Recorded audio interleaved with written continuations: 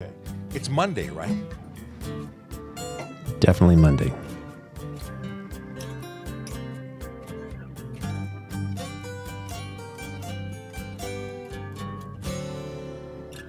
All right, I filled up my water. I'm good to go. Good morning, everybody. Happy Monday. If you don't know who I am, where have you been? My name is Sean Shapiro. I'm a police constable at the Toronto Police Service. I am the guy that's here to answer your questions because, well, this is called Ask a Traffic Cop, and that's what we do. We give you the opportunity to ask questions of someone who knows answers to traffic and police stuff. And we do that for an hour. We do it Monday to Friday, at least when I'm actually at work. Because when I'm not at work, well, I have my phone with me, and then it just doesn't work without it. If you have questions, we've got answers. That's what I like to say. And if you want to ask those questions, please feel free to do that. You can do it differently on different platforms. You can do it on TikTok by using the Q&A functionality. It's a magical thing that we hadn't been able to use for a number of months, but it was fixed, and now we're happy. We rejoice. If you are on Instagram Live, use the Q&A button. It's that question in the bubble, a question mark in a bubble. And then we have the other platforms. The other platforms are amazing too. Most of them work. One doesn't. We'll get to that in a second. You can watch on YouTube, Twitch, LinkedIn, Facebook, and you can watch on Twitter. I left Twitter to the end because Twitter is kind of broken. It's not a recent broken thing. It was when they got rid of Periscope. They messed around with the API and it stopped working. Which means if you're on Twitter, join us on one of our other platforms. Then you'll be able to actually ask us questions, which is what we're all about. Now, if you are, we have a LinkedIn user who remains anonymous comes in and says, he is the man with a happy face, and then says, gotta run. Just dropping those compliments and then flying away. I get it. It's okay. Thank you. I have some guesstimates as to who those people might be. Q with a hiya back. It's nice to be back. I was off for 4 days. It was really weird. I'm not used to taking that time, to be elsewhere. But we are back and ready to go. Lots of stuff to talk about. I have a guest in studio that it's a guest you've never heard from. He's a guest from America. Is it America or just America? It depends on what part you're from. I think north, it's America, and I think more of the south, it's just America. Well, I like it either way. I was recently in the United States. Yes, Buffalo, right? I was in Buffalo. And by the way, the voice you are hearing, I'll let you introduce yourself as however you wish to be introduced. Yeah, I'm Chris. I'm a police officer in the United States and just up here learning from Sean. He's doing some TikTok. He's doing some social media stuff for his service, and wanted the live experience. He just came up to have coffee. He'd never had Tim Hortons before. Can you believe that? It was just a totally life changer right there. Life changer. Was it because it was the weakest coffee you've ever had, or is it because you like the flavor? It was the only place I could find open, and I was walking here, and it was freezing cold. Well, yeah, and you did walk. This is a man who walked from his temporary residence, 2 miles. Yeah, it was 2 miles. Yeah, in a pair of slacks. I'm impressed. I am impressed. And no, he did not walk from the States, which was a comment that popped up.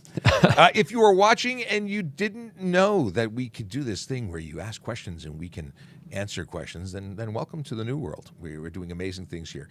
Morning from Wasaga Beach. Is it Wasaga Beach or Wasaga Beach? I don't know. Is it Wasaga? I don't know. We have some questions here. One comment, though, if you're in the live, please be nice. I don't read the chat because I can't actually keep up with the chat. So if you're trying to be offensive to hurt my feelings, I'm very sorry. I don't actually read what you're writing, but you are annoying other people. So just keep that in mind.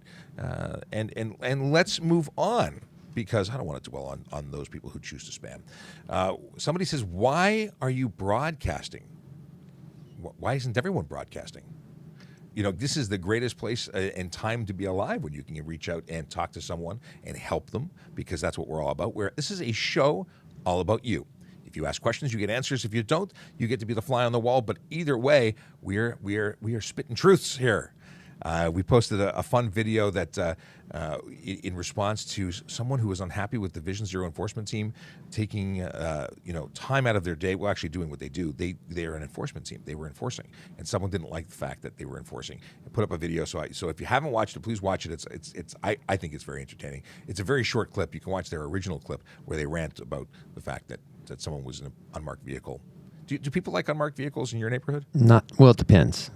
If the unmarked vehicle is stopping a car that you didn't like the way they were driving, everyone loves the unmarked vehicles. But when they stop you, It's a different feel. yeah, usually people don't like that. Speaking of Vision Zero Enforcement Team, it's a great opportunity to segue into where the Vision Enforcement Team is today. And today is December 5th, and they are hanging out in 14 Division and 55 Division. And those numbers may mean very little to the average person who don't actually know how we work. But the neighborhoods that I'm going to rhyme off here, Christie, Ossington, Annex, Little Italy, the Beaches, Riverdale, Danforth, East York, that does mean stuff to a lot of people, especially people who live there and deserve to be safe in their communities. They want to be safe. They want to enjoy the place that they live, work, and play, and we are there to help them today. We're always doing work throughout the city, and just because Vision Zero has a dedicated group of enforcement officers that go to different areas in the city every day, it doesn't mean that enforcement doesn't take place anywhere else. Police officers throughout the city are taking their time to make sure that streets are safe from drivers who are choosing to engage in behaviors like speeding, aggressive driving, distracted driving, impaired driving. Those behaviors, choices, decisions they're making that actually have real world consequences that make the roads unsafe. We know statistically they lead to serious injury and death more than anything else. So that's why we give out tickets, not hugs. Good morning to Austinator. Reed says, hey, Ryan Pinn with an oh, hey. Ryan is, of course, and I always give him a shout out as being our Nova Scotia driving instructor extraordinaire, former military guy. Hey, we've got a former military guy here too. Chris was a military guy. Lots of cool stuff to talk about, and just a reminder that although Chris is visiting from the United States, he has not had poutine, and he does not pronounce it poutine. How did you? What? The way I pronounced it, I think, was inappropriate. So I wasn't doing it on purpose, but dumb American, so. No, don't go there. and Chase says, morning, unsee. What? I'm not sure if that was a typo but good morning to Chase. Christian wants to know, what's the weirdest traffic stop you've ever had? Weirdest traffic stop. I'll give you time to percolate with that one. For me, it is, I don't know if it was weird, but you always hear interesting stories. I've heard, that someone's got to, use the bathroom. They got to go number 2, and they have a whole story. Some people, it's a dog died. Dog needs to be fed. Dog is starving. Dog called them 911. Like, I don't know. Weirdest though. Like, I haven't had anyone claiming alien interference. Like, they're pretty cut and dry. You done something, you get stopped, they hold you accountable. But not weird so much. I pulled a gal over for driving with a cell phone in her hand, violation in the States. I assume here as well, right? And I looked in the back seat and I saw a wedding dress and an engagement ring on her finger. Oh. And she's crying at this point. And I said, "Are you getting married tomorrow?" And she said, "Yes." She got a verbal warning. There's a special place. Because you've been there. If you write a ticket to a bride the day before she gets married. I think it didn't look like fake tears. It looked like genuine tears. I have seen some phenomenally accurate, real tears for various reasons. Yeah. But I don't generally give a discount or reduction based on that because... Not the tears, the wedding dress. Okay. Special place in hell. For someone who gives a ticket to a bride before the day before. There's a lot of stress there. Yeah. Austinator Reed says, there's another cop on TikTok doing the same as you. I'm sure. But you know what? The original. We're right here. The originals. But what's the name of the account doing the same thing as us? I'm curious because we're constantly trying to promote this as the best way to communicate with the world. We want more police officers to do what I'm doing. We're not trying to be the only ones in town. We want to have more people. Recently, Carrie Schmidt got on the platform. Carrie's with the OPP Highway Safety Division. That's an amazing thing. York Regional Police has jumped onto TikTok. We've got a whole bunch of services throughout Ontario that are on there and services from other provinces. So we're down. In fact, we offer regularly support, advice, help for officers who are trying to do what we're doing. So I'm just curious to know which one you found. Kayla Draconis jumping in with greetings and salutations. Good morning to you. Osama wants to know if I carry a gun. I don't carry a gun. I'm sitting in an office right now. And since you're visiting, you had to leave your gun at the station or at home. Yes. Yeah. I don't think they would have been happy if I would have tried to smuggle that on the airplane. So or into Canada. They do frown on that. They do. Car parks in front of my house for 5 hours illegal. In the city of Toronto, it's a 3-hour maximum. You can get a parking ticket if, generally speaking. And I'm by no means a parking guru. Our parking guru is not currently in the office, but will be here later, likely like right at the end of our life. But ask Erin. Go to her account, TPS_bikehart. That is where you can get that question answered in the best of all places. Akela Draconis is in a WebEx meeting that nobody showed up for. That's very, very convenient, Akela. Let's see here. So, aside from the fact that it's really cold, but it's cold where you're from too. It is, yeah. So not just I'm usually driving a car back and forth instead of walking. Having no wheels does scream vacation mode. Let's see here. Advice for street smarts for kids. Ooh. Interesting. Now, you have experience having worked as a school resource officer before. Yeah. I've never worked in a school environment, but I recently spoke to some kids in Toronto and in York region. I got a chance to speak to some young peoples, some shorter road users. Yeah. And I mean, my biggest advice, and we're talking about road safety specifically, not criminal staying out of gang stuff. That's not my department, but TPS Shrekky, that is his department. I talk about being visible, making sure you make that nonverbal communication, making sure the driver sees you. It's not enough to see the car coming; it's making sure that they also see you. Yeah. I like reflective clothing. I like bright colors, and I like assuming that everyone is out to get you. Yeah, and just pay attention, right? It's avoid distractions. It's not about cell phones. It's about what we're thinking about and conversations we're having. We need to be aware when we're out moving around in the community because 2,000-pound cars striking a pedestrian is a bad thing. It's a bad thing. Yeah. And that assumption that you can multitask and that simply not being on the phone, daydreaming is distraction. You're not focused on the task at hand. Let me have a look here. We got an Instagram-y question. Is it illegal to wear sunglasses at night while driving? Fantastic question. There's songs about I wear my sunglasses at night. No, is it at night? I wear my sunglasses at night so I can. Yeah, now I can't even remember who that is. And I think is that who is that? I'm not sure. Oh, come on. It's just like, okay, I have to. We can have a live music hour here in a couple hours. Yeah, being influenced by the American. Is it Corey Hart? I wear them. Yeah, it is Corey Hart. I typed in I wear. Oh, a bunch of listeners are throwing in the answer. I like it. Thank you, listeners. Ryan Pinn wants to know if turning down the volume helps you see better. Oddly enough, it does because I'm that old. But wearing the sunglasses at night is not illegal. It's not regulated. It's not a good idea, but you can't get a ticket for it that I'm aware of. I would say the only thing in our jurisdiction, it would be if you end up getting in a wreck and you cite, well, I couldn't see very well because of my sunglasses, it's going to set the police officer up really good for a negligent driving or reckless driving. It could be a careless driving charge here because anything you do, anything at all, even if there's no law specifically about it, that results in the unsafe operation of your vehicle does have the opportunity of being a careless charge. And you just need to be able to articulate it. Austinator has a question. I have a question. My sister friend was driving and a cop had no vest on. He had his cruiser in between trees, did not have lights on, and he shined a flashlight into the driver's eyes and said he's doing a ride program, but he did not have his lights on. He did not have a vest on. I'm not sure what the question is. Do you mean like can an officer who's hiding his vehicle do a ride program? We can do mobile ride. We can set up anywhere. There's no specific light or sign that must be posted. We can use mandatory alcohol screening to make demands for breath samples anytime for any lawful stop. And it's a lawful stop to do that.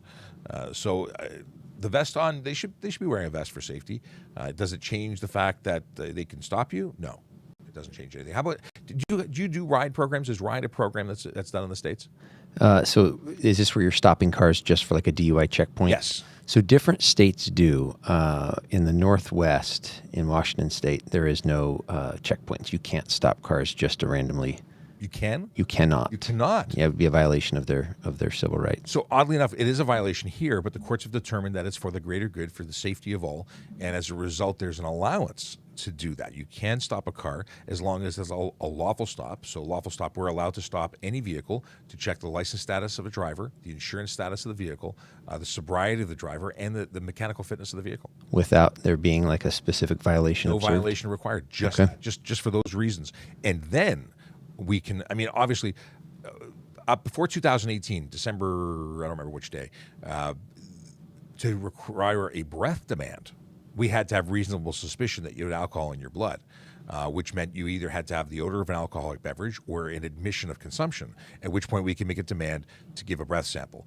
Now the law has changed, and we don't need that. It's mandatory alcohol screening. I can say that everybody I stop gets a breathalyzer, a roadside screening device test, period. And if you don't comply with that roadside screening device, you are charged as though you failed. And it's the same consequences. So it's a very interesting one. So that is that. Why did an off-duty cop press his badge on my car? I've never pressed a badge onto a car. It's not like you get bonus points. You don't recharge your phone. I have no idea. I couldn't tell you. Can a booster seat be used in a convertible? Yes, it can. No law that I'm aware of. It's not. I'm a little weary of convertibles to some degree, but seatbelts and proper, connecting of children into said seats is important. Regardless of what kind of vehicle. If you look at Jeeps, even when they have the plastic lid, that sign always inside made me nervous. It said, this plastic shell of a roof is only intended to keep the rain out and not to keep parties within the vehicle. Yeah, just what is this?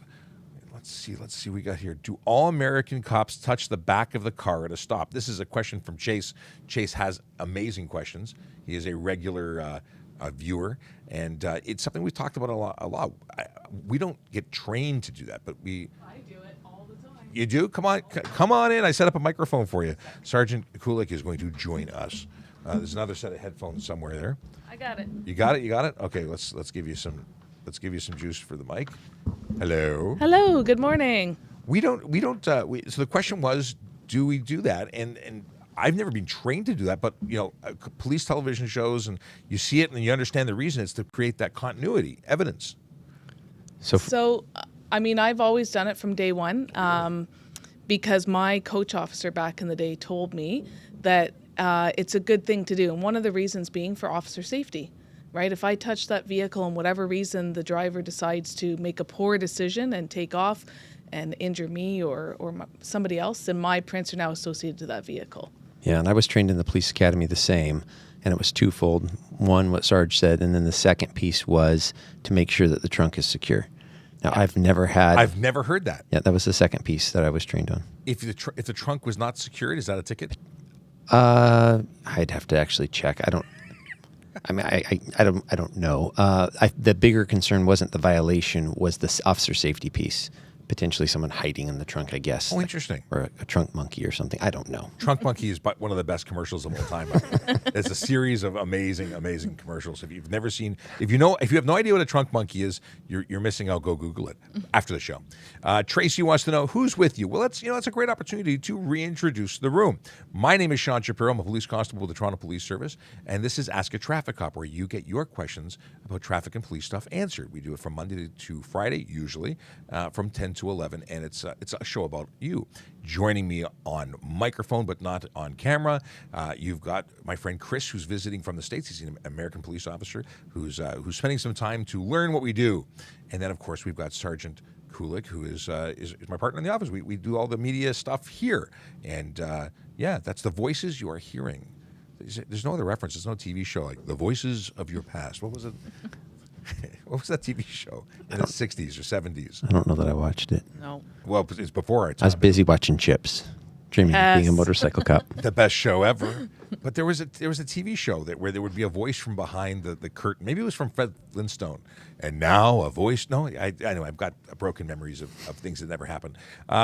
Keenan says, my friend got a ticket for unnecessary noise in a lowered car. I'm glad, because his car was loud, and fart can noise as well as lowering made his car plow the snow, and ride quality was compromised, as well as slicing tires.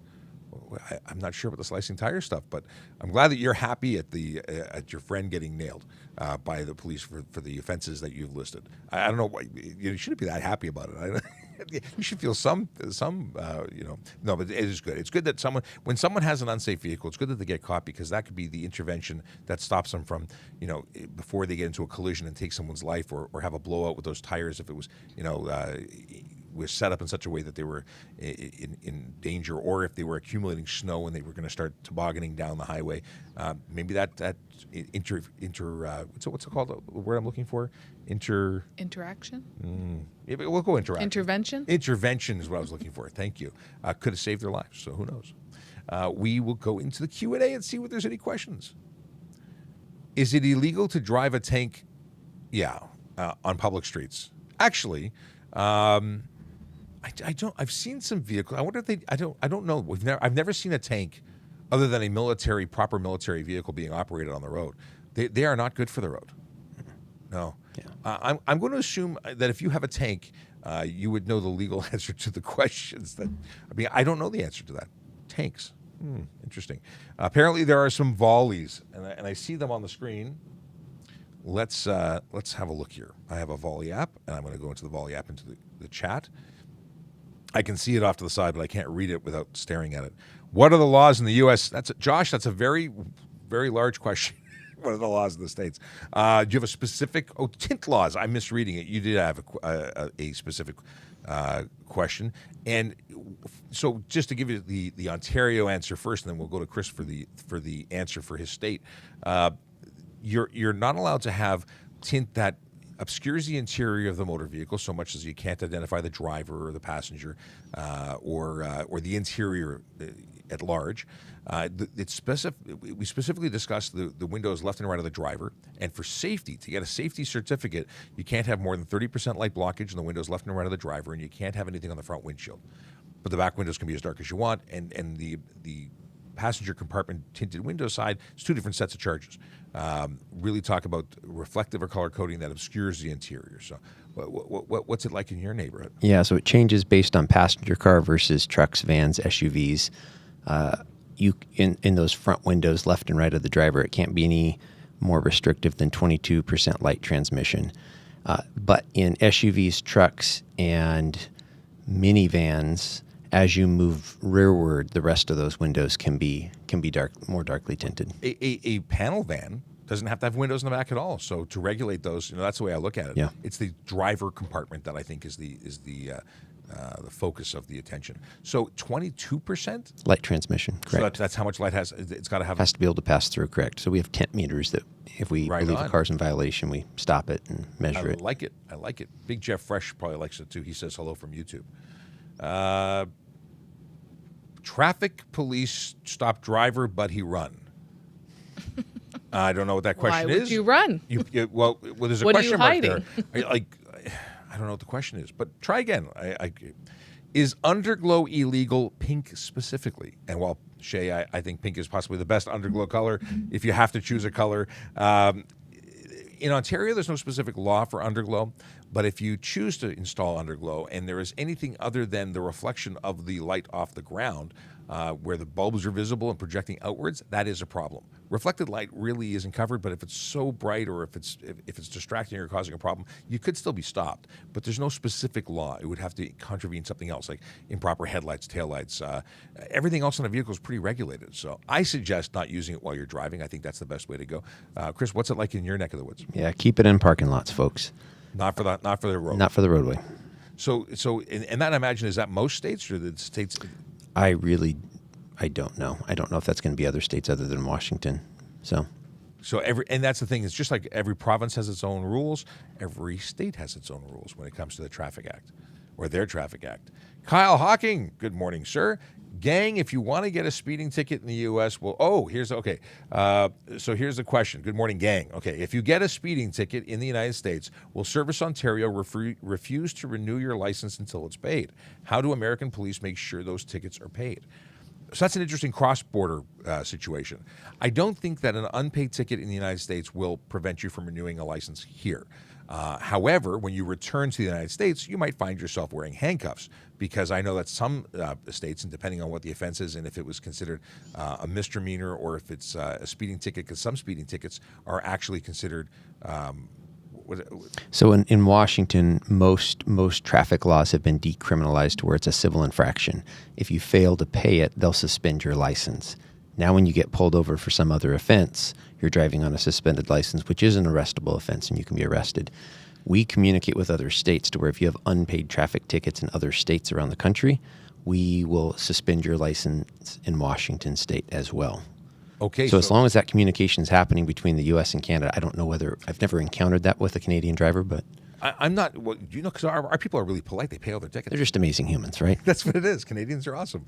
I do know we have some reciprocal agreements with New York, right? New And York Michigan? State and Michigan. But to what extent, I'm not 100% sure. I know that, but in some states, like in Virginia, speeding can be an arrestable offense. I think There are states where it's still criminal, correct? Yeah, you go 20 miles over, and you're getting handcuffs. And That's harsh. and yes, and then you are made to pay bail there. You have to pay bail, and they could put you into jail for up to a year for certain offenses, because someone I know had that situation. It is not fun, and lawyers' fees are expensive, and you're paraded before a judge. I would not want I would not want to be caught for doing that, and maybe that is the kind of activity or response to speeding that we need to really curb the behavior. But it was a scary experience for my friend.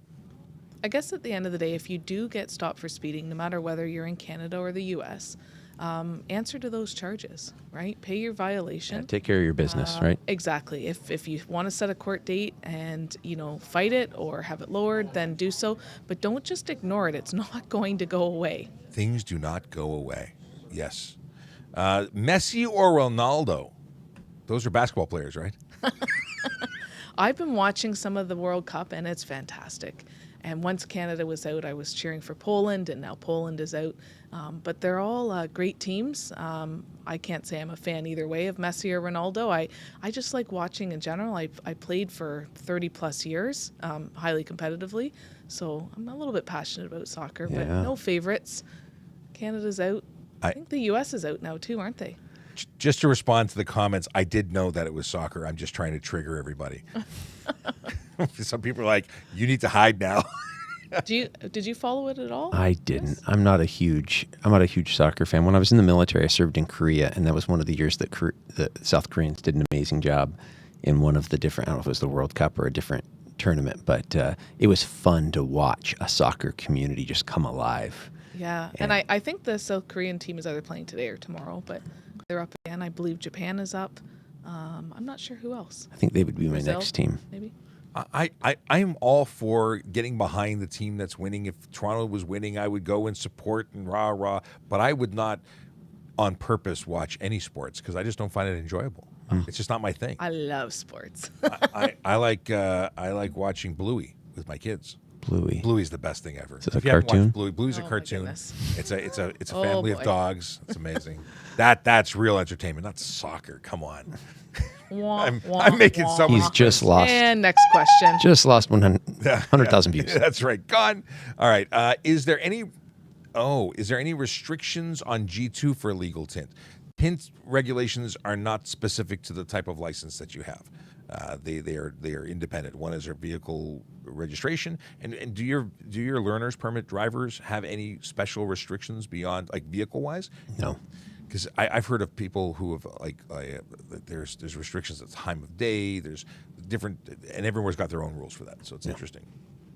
And my wife says we do love Bluey. It's true. My wife's watching, and she confirms our Bluey. It's a great show. It's actually all about my family. Time if to expand the horizons. If you want to learn more about my family, watch Bluey. You know exactly how we operate. Okay. Is there a graduated driver's license program in Washington? Ryan Pinn, the driving instructor from Nova Scotia, wants to know. Yeah, good question. So we have an intermediate license program where people that at the age of 16 can obtain can obtain their license. Before that, they have to go through a driver's course and graduate with so many driving hours, take the test, be evaluated by an instructor. And then at that point, they'll get an intermediate license. For the first 6 months, they can't have any passengers in the vehicle other than family. Okay. So they're allowed to have siblings direct in the home family. Third cousins don't count. And so that's the first 6 months. Once the 6 months is up, then they can have up to 3 passengers. There's hours restrictions. Similar to what we've got. Yeah. Once you graduate from G1, which is the learner's permit that you have to be directly monitored or supervised by a qualified G driver, you get G2. You can drive anytime, but between the hours of midnight and 5 a.m., you are restricted to family members only or one person under the age of 20 during that time for the first 6 months. And then the second 6 months, you can have up to 3, I believe. But still 0 blood alcohol content. And I think that's the only restriction. Now, is this just for age, or is this all drivers? All drivers. Obtain a G1 and then a G2? Yes. Yeah. Okay. And it started, I'm not even sure when, but it started a number of years ago. And I think it's probably effective to get people learning properly, knowing the rules, following those rules. Because you think about it, back in the day, we got our license and I was 16. I went in on my birthday, I wrote a little test, and magically I could drive home. Yeah. Never been behind the wheel, had no experience, no driver training, right? Yeah. And here we are.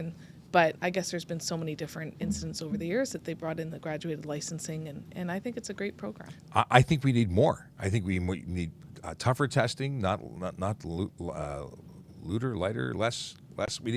We're just not seeing the same quality of driver that we did 100 years ago. Okay, maybe 100 years ago, but we used to see people who drove regularly, and very often now people drive very occasionally. They get the license and they just don't drive very often, so our skills are lower. Yeah. I'd like to see more work done there, maybe better training, maybe every student to get it, because even if you ride a bicycle, you should have some basic understanding. But that's just me. Question, can you have blue fog lights in Ontario? Well, can you have blue fog lights in Washington? Yes. Really? Yeah. Blue. Well, it's a blue hue. I mean, it's not like dark blue or... So white, but up on the spectrum that's more Yes. so bright white, really like the xenon. Yeah. So in Ontario, blue, if we're talking blue... Police blue. No. No. Only vehicles that are authorized to have true blue lights are police vehicles. So Snowplows. Snowplows. So You guys have snowplows. Okay, we have a yellow for the snowplow, an amber. actually, blue is the regulated color for plows. If it has a revolving blue light, that's a snowplow. Okay. If you are talking, so we are only allowed to project forward for headlights. You can have 4 headlights maximum. That includes fog lights, and they can only be yellow or white. And there is a spectrum of light when white gets really, really bright and white that gets bluish, but that's going to be into, I think it's 8,000. I can't remember. There's a certain level that is illegal. So if you're projecting a blue light, it's illegal. What is this? Any suggestions for a 21-year-old applying to policing? Stay fit, stay volunteering, keep a driving record that is clean, because the worst thing you can do is be breaking rules that are so easily caught and recorded that you would have a difficult time explaining to a recruiter why you can't follow the rules that you want to enforce. And I would say learn a little bit about wherever you're applying to. No matter what service that is, whether it's in Canada or the States, learning about their communities that they're going to be engaging with, being able to articulate why you want to work in that city. All those types of things are good to have before you apply. Yeah. I would say make sure we're being professional on your social media channels. Yes. We disqualify a lot of candidates because of them posting things that are offensive on their social media. And within America, you have our freedom of speech, so you can say what you want to say, but it could come back to bite you and affect you if you're looking for a job. And just know too, when you post stuff and you think you delete it, it doesn't mean that it's gone forever. Yeah. So be very cognizant of what you're putting out there. Right? If you don't want your mom or your grandma seeing that, then it's probably not a good thing. Yes. Good measure. Yes, I like that.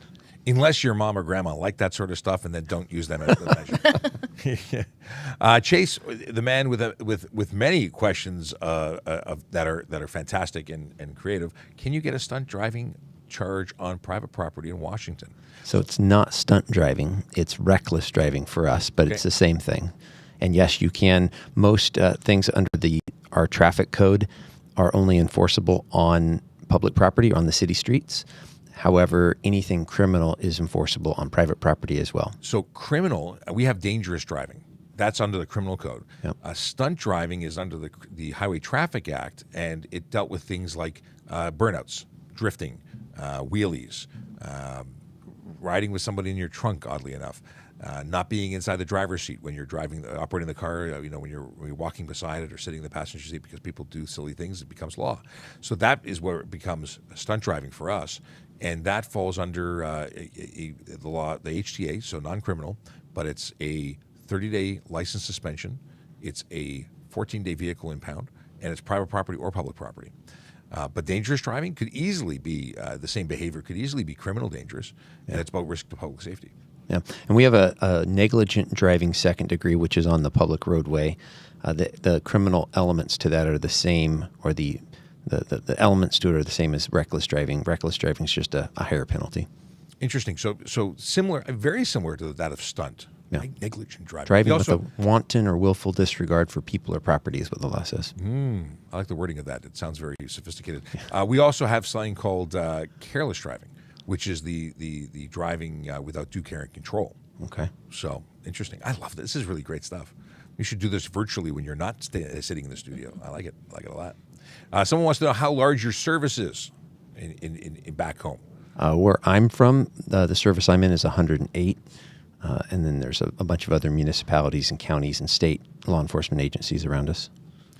And then you come together. You actually mentioned some really cool stuff. If you can talk about it, the fact that you very often work with other task forces and work together with other services to do things that need to get done. Yeah, we have a lot of federal task forces from drugs to child exploitation to the Federal Marshal Service. So we have a lot of different federal task forces where our officers are sworn in as task force officers, and they actually carry that federal commission as well to go out and enforce the law. That's very cool.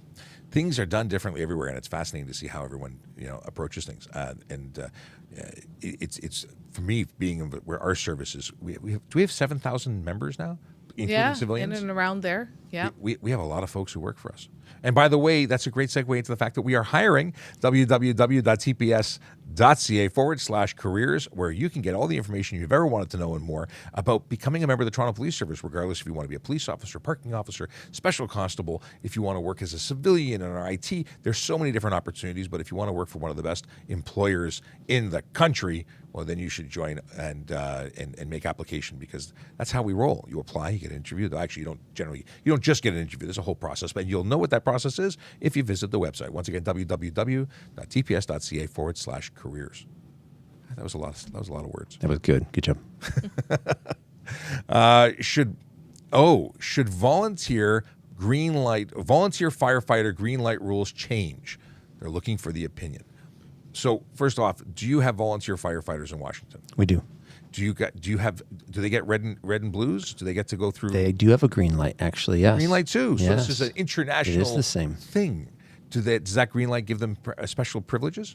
Yeah, if they're responding to a fire call, they can illuminate that and exceed the speed limit. And really? Yeah. Ours don't. Okay. So for an Ontario volunteer firefighter, and apparently there are emergency medical people who also have this ability. I don't know the ins and outs of this, but apparently there's more than just fire. The green light is a courtesy light. You can use the courtesy light if you're designated and you have the sticker on your license, I believe. And that's to ask people to get out of your way. They're not obligated to get out of your way, and they cannot exceed the speed limit or go through red lights. But it's the please get out of the way because they're trying to save the world in their own special way. Yeah. I think there needs to be a little bit more education on what the green light is. I live in a community that has a volunteer fire service. We have a quasi, I guess, full-time as well. But I have on numerous occasions seen the green light, and people have no idea what it is. They're traveling down the roadway, trying to get there to help those in need, and there's absolute disregard for them at times. So I think we need to, this show highlights exactly what it is, and hopefully people will spread the word. In cities, people have no idea. In rural areas, it's part of the community. It's just you grow up doing it. I was even talking to Jerry Agar. His father used to run the volunteer fire department, and he was a volunteer firefighter himself. So, but you're absolutely right. Education is important about all things. And I was incorrect. It's a courtesy light for us as well. We put them on the board. We have to put them on. We have the Sean and Murray board. When you say something incorrect, yeah, I'm going to own it right now. But he was pretty quick to correct himself. Yeah. It's awesome. Unlike awesome. Murray. No, I'm just kidding. Only because he's standing behind me. Yes, he is smiling too. Jacob says, "Good morning." He was in Montreal, and he sends regards from Rob. Thank you for being the YouTube postal service to pass messages. Does police bring a ticket? Tiffany wants to know. I don't know what your question is. I don't know what the question is. It just says, does police bring a ticket? Like, to what? What kind of ticket are we talking about? Ticket to paradise. To the traffic stop, usually. To the no, it's what song am I? I don't know. Anyway, I'm having song references. Tickets to paradise. Okay. Got a license, never drove on the highway. Any advice? I'd say take it slow, but slow is not what you do when you go on the highway. You should. Well, there's a lot of discussion about how fast you should be going when you're on the highway, the expressway, because technically any road in the province of Ontario is a highway. We call them expressways or parkways when we're talking about the or controlled access highways, which is really the technical definition for it. And you don't have to speed. In fact, you're not allowed to speed, but you should build up some confidence of traveling on these multi-lane highways and stay to the right-hand side. If you are not someone who is looking forward to this experience, you're developing some skills and some regularity, stay to the right. And you know what you can do? You can actually hire a driving instructor to take you and give you one-on-one lessons, because even as a G1 driver, our learner's permit people are not allowed on highways that have a speed limit over 80 kilometers an hour, which means the only time you can be on that highway before your G2 is to have a licensed driving instructor. What kind of advice would you guys give? I like that. Stay in the far right lane. Yeah, right? I think that's good, because then if, I don't know, anything goes wrong with your vehicle, you're not going to panic and be in the middle lane or the fast lane, right? You can get right over. But yeah, I would say do a trial run with somebody who's experienced, either a driving instructor or parent or guardian or somebody who can take you out. And then you have that, that confident driver beside you to assist you. Even if you go one exit, right? Yeah. Just one exit on the highway, get Build a up. feel for it, right? Merging. And yeah, when you're going to merge, make sure you get up to speed, because you don't want to be merging at 40 kilometers an hour when traffic's going 100. And statistically, highway driving or controlled access highway driving is safer than the stop and go traffic of the city. So if you've got anxiety about it, that's the problem, because you can set yourself up to fail when really you're doing yourself. The issue is you in your head. It's actually something that's not that dangerous. You just need to build up the confidence. Yes. That's what it comes down to. Yep. And I think a few times of doing it and you'll be just fine. Does Toronto planning to install cameras for using the phone? I don't know if you've heard about this. In England, they're testing cameras that are like photo radar and red light cameras for automated enforcement, but they're actually capable of catching drivers using their cell phones. Interesting. What if you're holding something else in your hand? I don't know. Okay. I guess that's when you get to have the fight. We do, in some of our police cars here in Toronto, we actually do have side mount cameras for that very reason. So we can see into your vehicle. And that gives us the ability of recording evidence of you using it. But Yeah. that's still an officer doing. This is a totally automated, get a bill in the mail or a ticket in the mail, you're done. And I don't know enough about it. I was actually on the radio talking to 640 Talk Radio on this topic. And it's interesting. I just don't know enough about the technology to really give is it good? Anything that stops people from doing something as dangerous as distracted driving, I think, is a great idea. But I don't know if we're planning on doing it. I think we should. I think we should have automated enforcement everywhere. Now, do you have a constable that reviews all of that? So when you do have red light enforcement, that actually goes and watches the video and confirms that it was before they hit the send button on the ticket? So there is someone who does that. It's a city representative, not a police officer. Okay.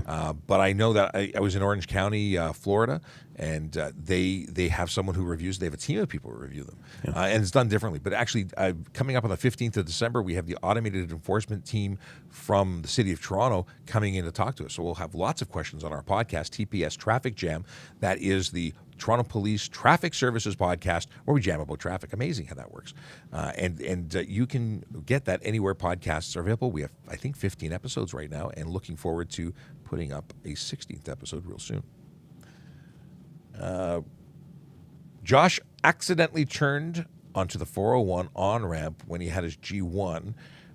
Should he have U-turned and go the wrong way? He didn't feel safe getting out on the side of the road. So what do you do if you make the boo-boo? I mean, if you're already committed, right, it could be very dangerous you're not going to want to back up on the highway to get off. Yeah, don't become a hazard. Yeah. Yeah. I think getting off at the next exit is probably your best bet. But not that or paying attention to street signs before you get on the highway. Mistakes do happen, right? And as long as you realize what you've done and you own up to it, that goes a long way. If you were stopped, for example, and just talk to the police officer, right? And explain yourself. But worst case scenario, you're a G1. You're being supervised by a licensed driver. You could pull over on the shoulder before entering the highway and swap, and that person can legally drive because they're a full G. So that might be the better of the options. You just have to weigh out at the time. Yes, what's safest. the safest option. Yes, and that's something you can articulate. And owning. Here's the big thing. I'm curious to get your input on this, but if I pull someone over for doing something wrong, and they tell me, "You're wrong, officer. I wasn't doing that," I'm less inclined to rack this up as an educational interaction. But if someone's pulled over and they say, "Officer, I know what I did wrong. I did this X, Y, and Z. I shouldn't be. I totally get it. I made my mistake. I was looking forward to an opportunity to fix it." That kind of taking responsibility goes a long way. Yeah. Red light cameras are still images. We have provincial offenses officers in the office to review the charges. That's coming from Michaela, who may actually have an insight as to what that is. Very cool. Very cool. Do we need a dad joke? It's always a good time for a dad joke. I mean, I have dad jokes. I have not gone into the box of dad jokes yet, but I'm going to do it now, even though Sergeant Campbell's not here. I'm terrified of lifts. I'm going to start taking steps to avoid them. Oh my goodness. Let's try for a second one. It's got to be. that was better. kind of bad. And I know dad jokes are supposed to be bad, but that was exceptionally like, bad. Yeah. Yes. Dad, did you get a haircut? No, I got them all cut. This is also bad. How many bad ones can you get in a row? The bad one about that one is that's actually true for me, with a similar hairline as Sean. Yes, it's good. People often, confuse us.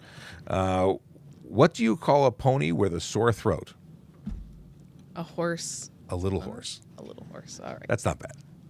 Okay. What do we got here? We have the ticket says screening scheduled but no date. I don't know what screening we're referring to. I don't know how to answer you because I don't get it. Did they receive a ticket and in the dates area it says screening schedule? I'm just not familiar with the terminology of screening for a ticket. Have you ever seen that, Sarge? No, I've never seen it, unless it's something to do with the court system where it's in the process. Maybe you're fighting a ticket or something, and they're reviewing it. I don't know. I'm just guessing at that. I don't know. If you're concerned, I would call the courts. Yes, to get clarification. Get clarification, and that way too, you make sure you're not missing out on something you're supposed to be at. Oh, okay. So Yukon Atuk, who may be the someone related to a particular song, but hey, Sean, can you talk a bit about the importance of selling a used vehicle using a used vehicle package and getting sufficient information from the buyer at the time of transaction? What problems can you run into if they don't fill out the documents properly? This is a great topic to discuss, and something that many people run into problems with because, and I don't know how it is in the United States, to sell a vehicle, many people just sign the ownership document and walk away. It's done. I sold the car. And there's all sorts of issues. For instance, if someone chooses to take that and your vehicle, never change the ownership, you're still the last owner on record and you're responsible for what happens with that vehicle. Like if it's abandoned in the middle of the street after, being involved in a crime, and it gets impounded, and, crime vehicle is going to go different places, but ultimately, if a vehicle ends up being impounded, you're responsible for all the towing and storage fees. So my suggestion has always been take it to the ministry, conduct your sale there, and get the ownership transferred. But the used vehicle package is something you have to get in order to transfer a vehicle. It's to make sure that you have no liens on the vehicle, as well as getting all the information of the buyer and seller on one place.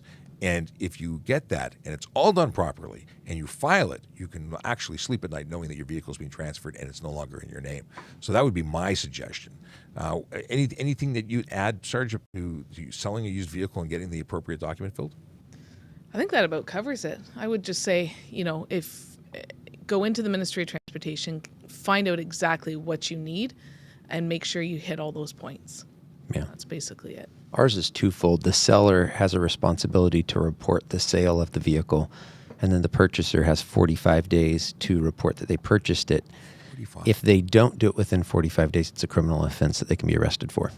So once the seller reports it, that goes into the system as this vehicle was sold, and that kind of starts the 45-day clock for the purchaser. That makes sense. We have 6 days to report or to register a vehicle.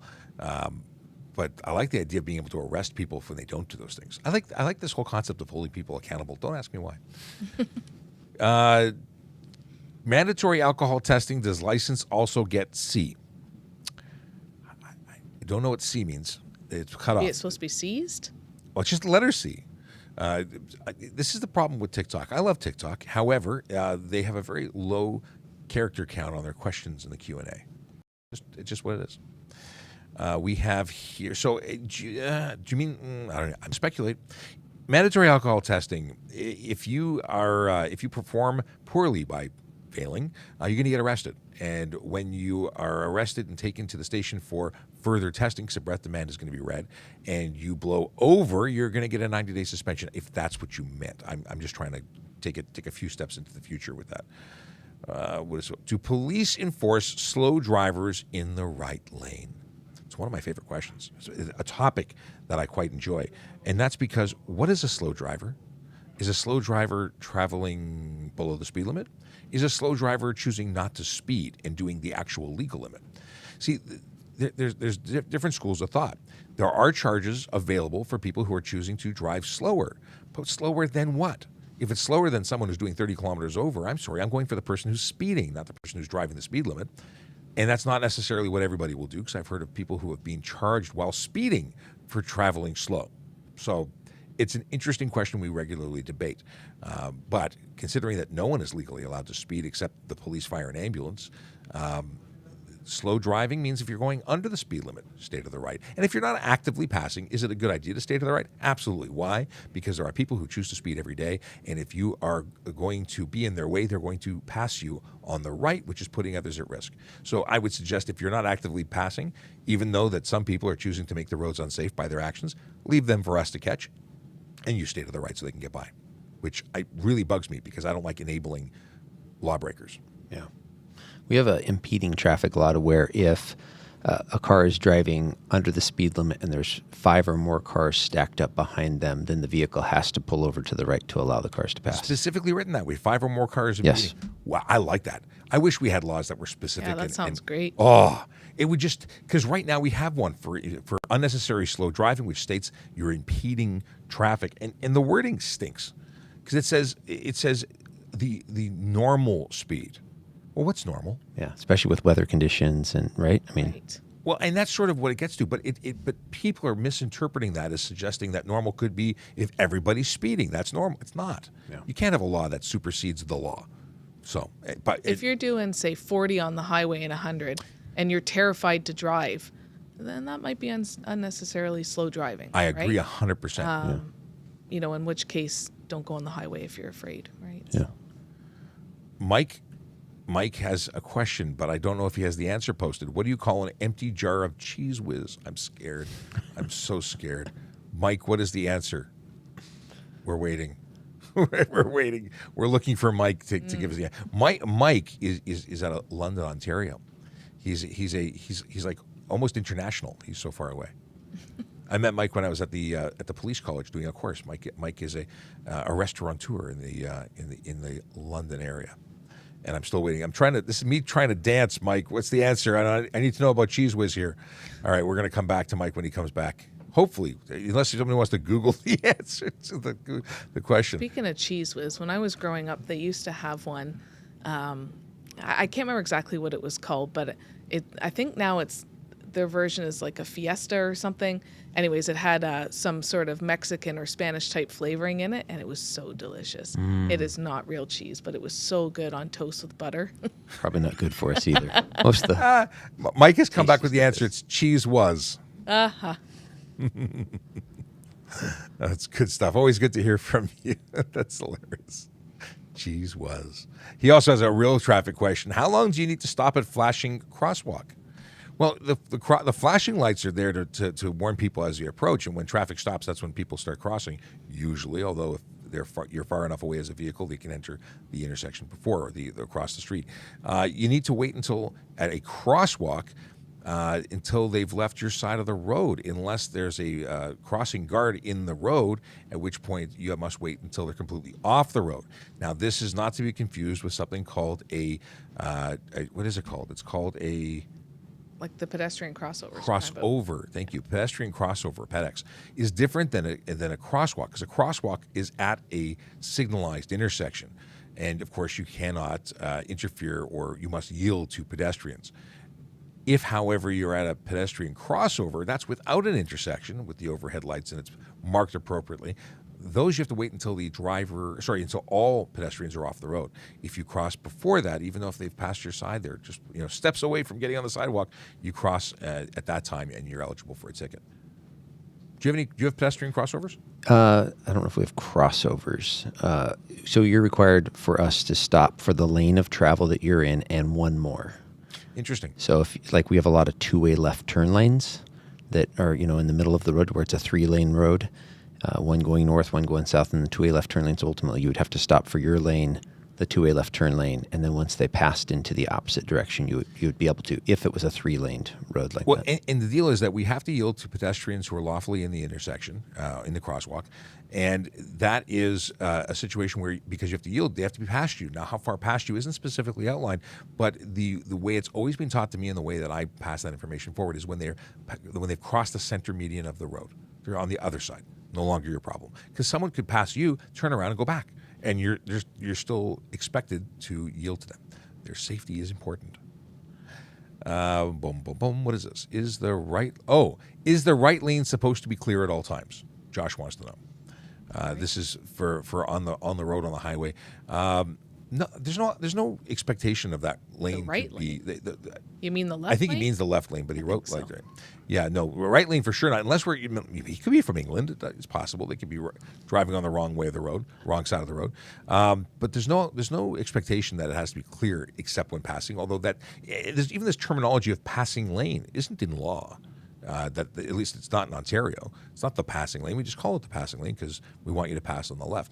Is there a passing lane law? Yeah, theoretically, you're supposed to remain in the right lane, unless except actively to pass. passing. However, like in heavy traffic, right? Like all the lanes are occupied. I'd love to. Have you seen in Europe how they deal with emergency vehicles getting through? It's like parting the seas. Everyone, they know their role. They get out of the way. Do you find it as easy to get through with your lights and sirens on? It depends. At nighttime, it's easier just because people see it, right, for a little bit more distance. During the daytime, especially working in larger cities, it's really challenging to where in some municipalities we use an Opticon just to change the lights green, and that's actually going to be quicker to get to the call than turning on your red and blue lights because it's just going to keep everyone flowing and give all your lights green. You can activate a light changing system? Yeah, so there's on emergency vehicles, police and fire, not on all, but on most municipalities nowadays, you have Opticons which trigger the lights to turn green in your direction, and that's a really quick way to get places sometimes. Certain jurisdictions outside of the GTA have it. Toronto, I shouldn't say outside of the GTA, outside of Toronto, because York Regional Fire has it for sure. I think their police vehicles have it too, and it's a high-powered strobe on the front that triggers it. People sit at traffic lights flashing their high beams thinking they're going to replicate the strobe pattern. No, you're not. No, it's not. It's fun to watch, though. I know what you're doing. It doesn't work. But some people think it's a particular... that we have to start getting I'm going to call my friend to make a video about this, the pattern, the Morse code pattern that you have to do. And ours now aren't even strobe. You can't even see them. The higher end ones, yeah. Oh, really? Interesting. Yeah, we don't use our lights and sirens to get to every call. Very often we will exceed the speed limit, but we'll not be doing it with our lights and sirens on because people just stop in the middle of the road. Yeah. They do wild things. There's been times I'm going to an emergency call, and sometimes based on the intersection and the amount of traffic and people, it's easier to shut your light package off and just proceed with the flow of traffic. And then when you get beyond that congested area, then to put your lights back on because it just creates more havoc than it's worth. Yeah. So it's kind of a judgment call, I guess. Yeah.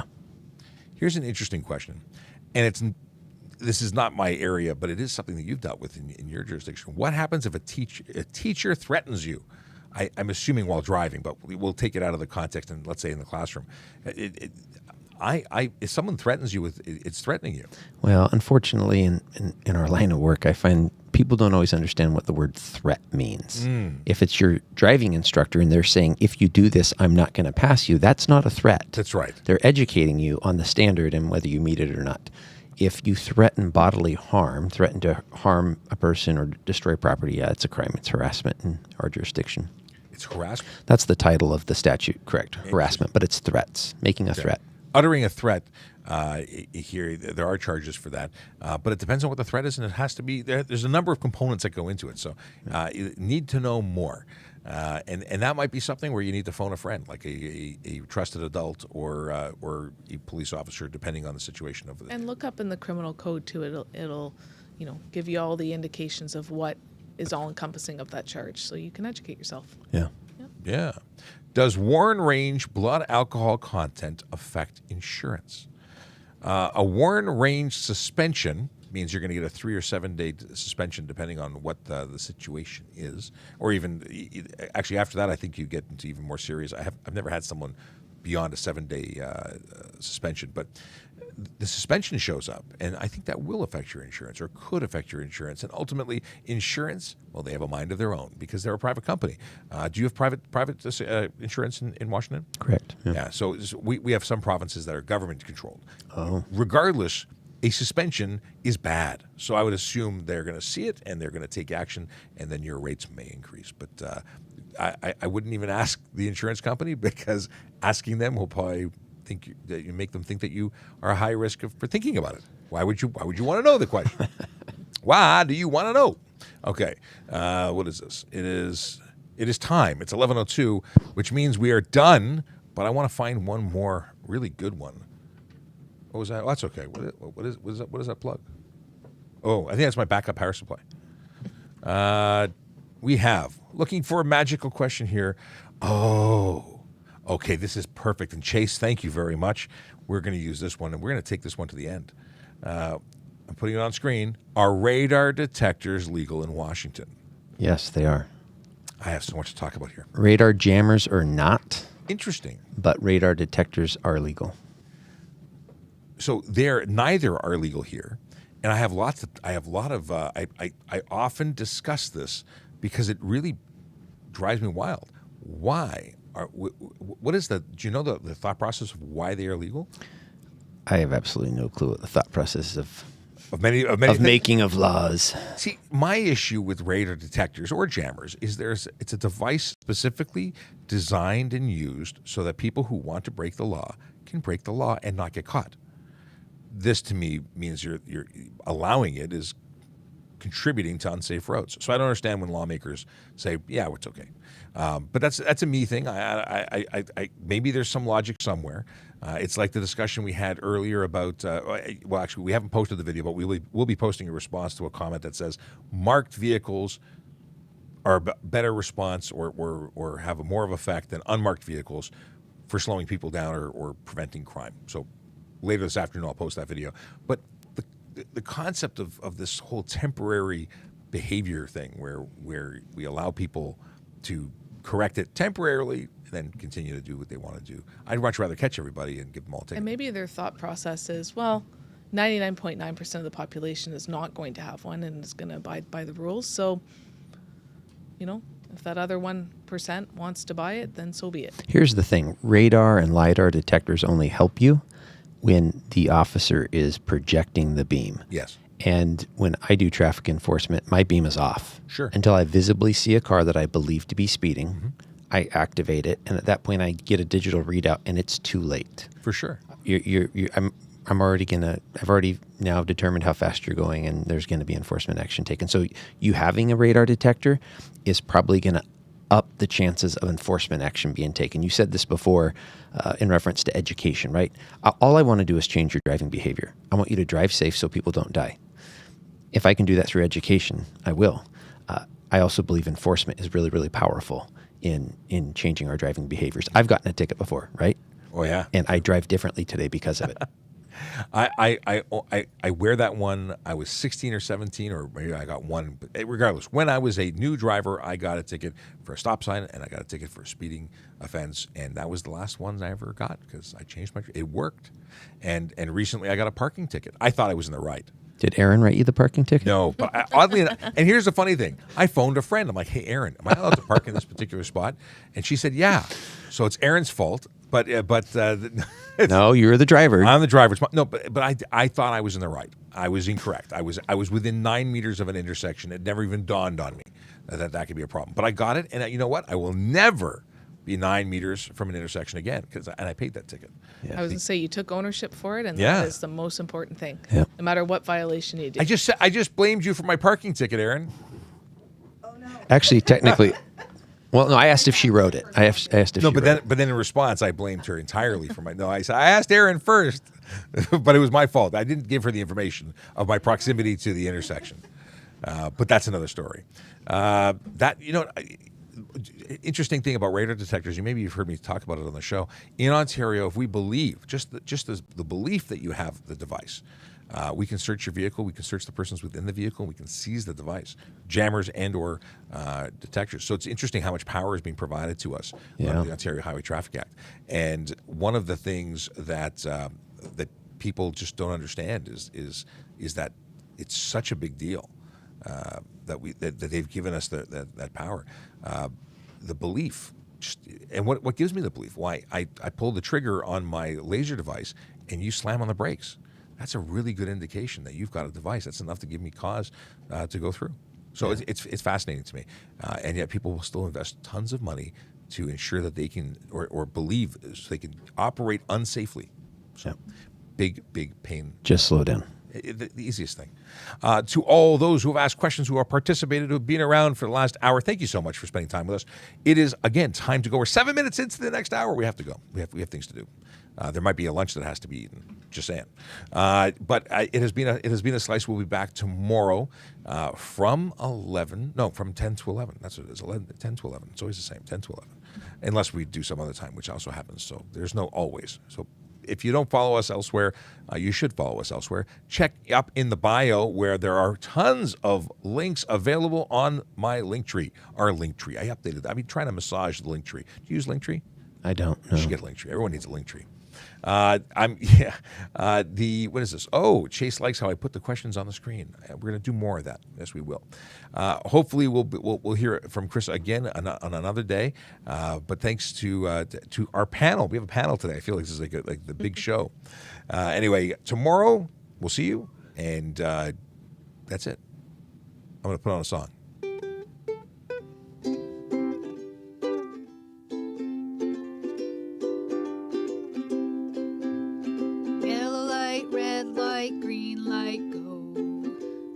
Safely helps the traffic flow. Watch for pedestrians, look out for bikes, and don't drive like a jerk that no one likes. Yellow light, red light, green light, go. Driving safely is the way to go. Put down your cell phone, nobody needs you to text and drive on the DVP.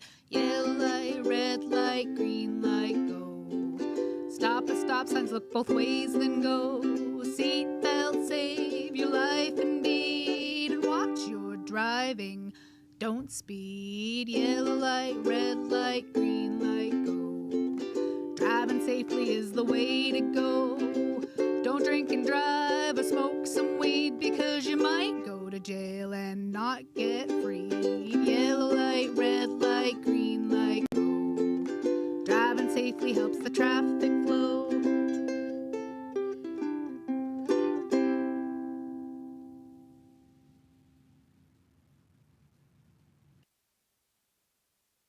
Ten, 9, 8, 7, 6, 5, 4,